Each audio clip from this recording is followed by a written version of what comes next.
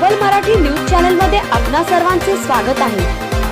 नमस्कार, अहिल्यानगर ब्रेकिंग मध्ये आपले स्वागत। शहरात कायदा व सुव्यवस्था राखण्यासाठी पोलीस आता ॲक्शन मोडवर आले आहेत।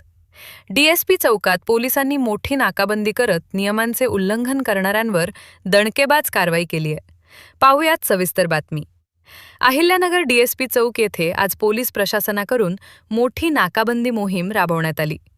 या मोहिमेत प्रामुख्याने ट्रिपल सीट प्रवास करणारे, वाहनांना ब्लॅक फिल्म लावणारे आणि इतर नियमांचे उल्लंघन करणाऱ्या वाहनधारकांवर कडक कारवाई करण्यात आली आहे। ही संपूर्ण मोहीम PSI मनसूर सय्यद आणि PSI शिरसाट यांच्या नेतृत्वाखाली पार पडली।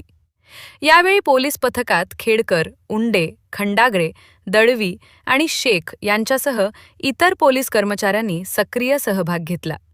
प्रशासनाचे आवाहन: वाहतुकीच्या नियमांचे पालन करा आणि सुरक्षित प्रवास करा, असे आवाहन पोलीस प्रशासनाकडून करण्यात आले आहे।